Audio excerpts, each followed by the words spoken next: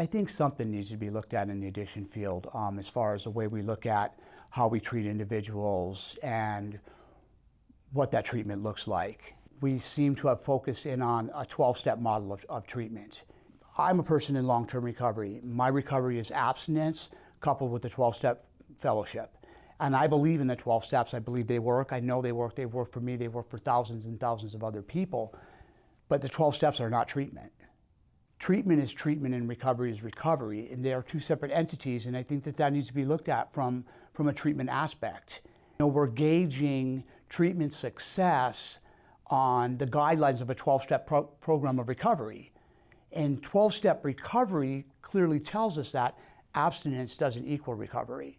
They're not the same thing. They're two different things. And, you know, treatment tends to gauge success by abstinence. You know, is someone still clean? Are they still sober? Are they still doing the things that are required of them within a 12-step fellowship? I don't know if it's not the best way to look at it, but it's not the only way to look at it. And I think that I believe that we need to start broadening our perspective of how we treat these individuals that are suffering from what's commonly known now today as substance use disorders.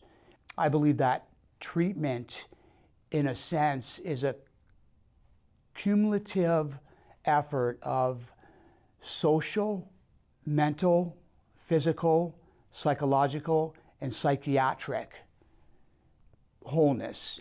So there's a lot more pieces than just abstinence. There's a lot more pieces than just, you know, 12 steps. There's a lot more things that we need to look at in order to get a better picture of what's going on with these individuals.